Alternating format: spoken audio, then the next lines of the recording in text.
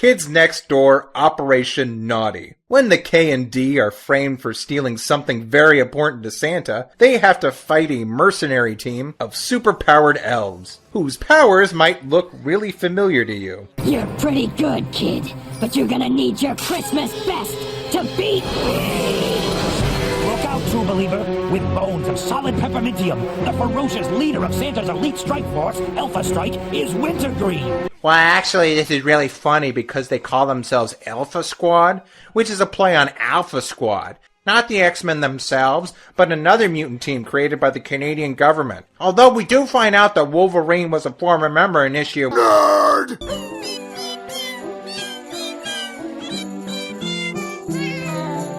Pokemon. Holiday hijinks. Guess what? Santa exists in the world of Pokemon. And aside from the series' introduction of the controversial Jinx... Jinx. Watch out! That must be the lovely kiss attack! who have replaced Santa's elves. I wonder how much he pays them. And a Lapras that uses psychic powers to communicate. I've got a busy night ahead of me. Lapras, would you bring my friends safely back to where you found them, please? Of course, Santa. Pokemon fans may note how weird it is that Santa's sleigh is pulled by a single Rapidash. Not only a fire-type Pokemon, but one that doesn't even know how to fly, which lots of Pokemon can actually do. I guess Santa was using a Game Shark. No reindeer. What the hell is a reindeer?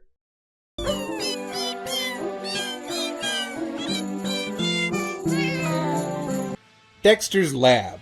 Dexter versus Santa Claus. Dexter is convinced that Santa Claus is really just mom and dad, and this year he plans to prove it. Only thing is there really is a Santa Claus, and he only speaks in ho-hos. All right, Dad, the jig is up. Ho? Come on, Dad, I know it is you, turn around. Ho, ho, ho, ho? Yeah, ho, ho, ho. Now come on, take off that beard so I can get a picture. Ho, ho? You'd think he might realize he's wrong when his parents start flying through the air. Mom, it's okay. I figured it out a long time ago. Mom, you got to learn to let these go. I mean, I am not going to be your little boy forever. Ho, ho? They say the distance between genius and insanity is measured by success. And I say destroying the whole house on Christmas Eve would qualify as an epic fail. But isn't the Christmas really about the family and the love and the sharing? You blockhead! That's not what Christmas is about! It's not? Then what is it about? The presents.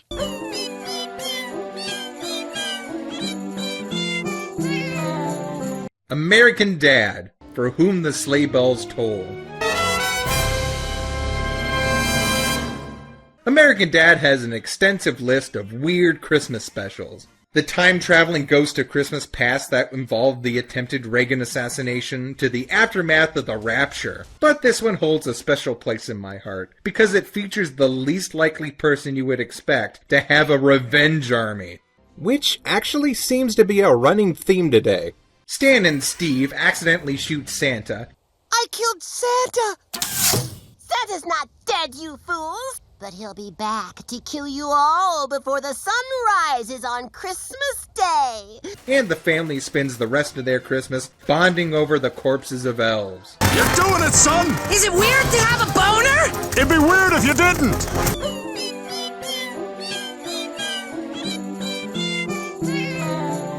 Ben 10. Merry Christmas. Ben, Grandpa Max, and Gwen find an impossible Santa's Village amusement park in the middle of the desert. Are those elves? Yeah, I think so. And as usual, they quickly realize that things aren't so holly-jolly as they seem. I so can't go elf. Pointy ears will never be in fashion. I'm gonna be honest, this episode is pretty re-damn ridiculous. But nothing outside of the hokey, trying too hard holiday episode. Until you get to the part with these three random kids that might look really familiar. Grandpa Elsgood, can we go to the Cocoa Fountain? I'll be right there, kids. Yeah!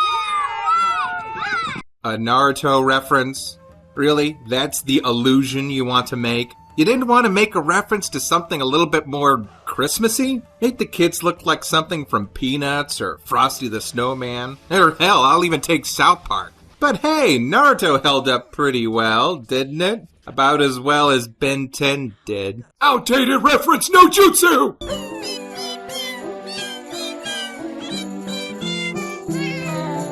South Park, Mr. Hanky's Christmas Classics. A present from down below, spreading joy with a howdy ho. He's seen the love inside of you, 'cause he's a piece of poo. So how did this all-musical episode beat out the other entries featuring the lump of talking festive fecal matter? Well, it's more of a behind-the-scenes issue than anything. This episode is really just a South Park Christmas album that they decided to animate. Hey, one less episode to write in a week, am I right? Courtney Cox, I love you. You're so hot on that show. Dad? Courtney Cox. Dad? We're singing about a dreidel. Oh, sorry. But they did manage to work in a reference to the Star Wars Christmas special, or rather one of its commercial breaks. Fighting the Frizzies at 11. Although fairly accessible now, back in 1999, this was probably one of the most widely broadcast in-jokes in TV history. Fighting the Frizzies at 11.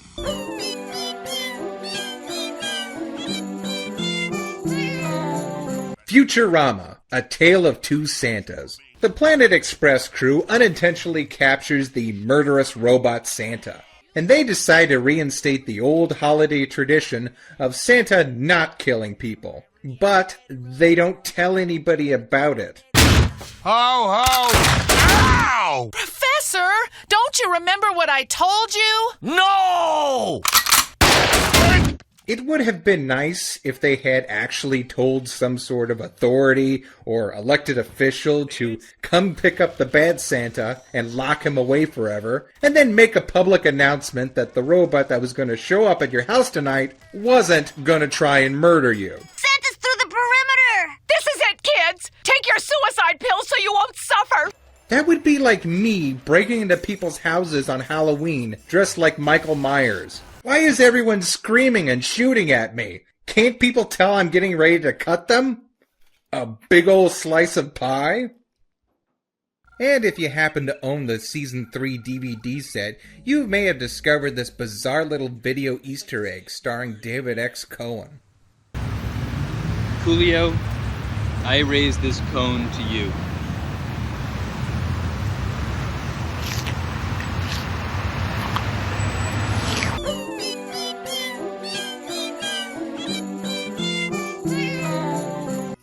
A Cat-Dog Christmas. When Cat and Dog actually sell themselves to get more stuff, Santa finally gets fed up with the whole commercialization of Christmas. Hold it. You're the real Santa Claus? But Chris, didn't Dog show you a tiny glimmer of Christmas hope, huh? Come on. Does this mean there's an Easter bunny? There'd better be. He owes me $60.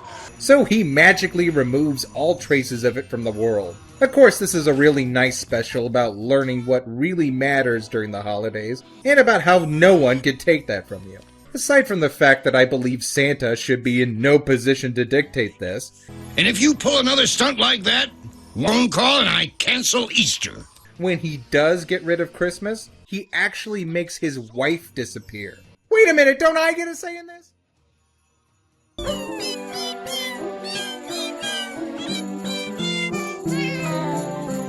Invader Zim, the most horrible Xmas ever. It's Invader Zim. Of course it's gonna be weird. Will being teleported to our doom be fun and Christmassy? Of course it will, you hideous fool! But I should note that this is both the series finale and the premiere of Minnie Moose, a character meant to be introduced in the cancelled third season. That's Minnie Moose, my other sidekick. Yep, been with me the whole time. What is strange about this one is that not only does Professor Membrane, who has constantly and harshly criticized his son for his paranormal investigations... Where are you going at this hour? Oh, you know. To save the Earth? Yes. My poor insane son. not only believes in the mythical Santa Claus, but he's an apparent lifelong enemy of Saint Nick. I've never trusted that jolly fat man. Yay! No!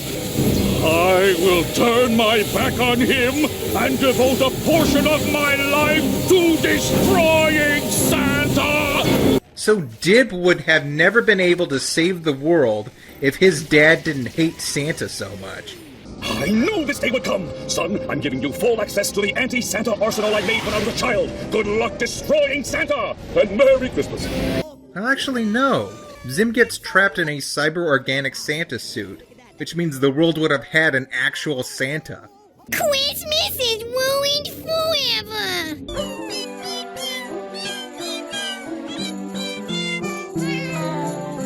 Sonic's Christmas Blast. It says it's a special, but at 22 minutes it might as well be an episode. And aside from the usual weirdness associated with this series, this one makes the list because of the bizarre inclusion of Sally Acorn, a character introduced in the much more seriously toned Sonic Sat AM. So you introduce a character that has never appeared in your series, use her old character model from the pilot from the other series, and don't ever have her talk. Merry Christmas, Sal. And as a hat trick, put episodes from that third Sonic the Hedgehog series when you re-release the special on DVD. Nothing says Christmas like dancing mummies and exploding babies. And he wishes all of you a Merry Christmas. The kid's right. An extremely Merry Christmas. Every year of your life. Who are they talking to, Santa? I don't know.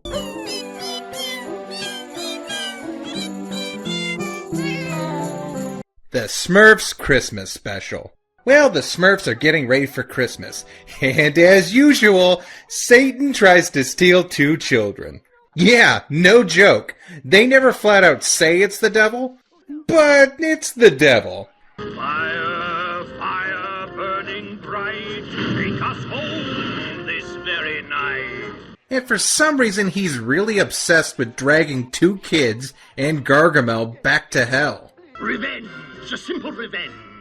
The children's uncle, the good bailiff, by the very nature of his goodness, constantly meddles in my affairs. He has stopped me from doing my deeds. Luckily, the Smurfs are able to stop him through the positive energy of caroling. The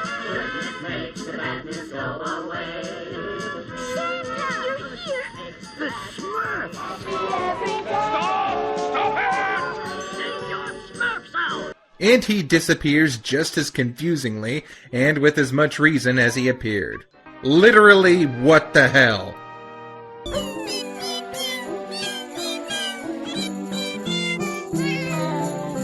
Xmas marks the spot. The Ghostbusters somehow drive through a time warp that sends them to Dickensian England, where they accidentally bust the 3 spirits that were supposed to reform Scrooge of his miserly ways. Since then, Christmas has been gone, and good riddance. Okay, what's weird about this one is, aside from the nipple windows on Winston's shirt, is how time travel just happens. Egon wasn't working on any new equipment. They didn't fight any time-traveling ghost. Okay, well, technically they did, but you know. They were just able to go through time. Not only once, but a second time to set things right. The first will come at 1, the second at 2, the third will come whenever. That's weird enough, but as someone who grew up on this series, I have to point out the episode Drool the Dog-Faced Goblin, in which a friendly ghost sacrifices himself to save innocent bystanders. Here's the reason why they say they could never release him. When you trap 2 ghosts at the same time, their molecules mix. You can't separate them. Well, that's weird, because I count 1, 2, 3 Christmas ghosts and only 1 trap. So why didn't they look like this when you let them out? And why were they all there at the same time anyway? In the book... Nerd! I want you to know that the only thing that makes me feel better about this is knowing that Drool would have wanted you to save Christmas.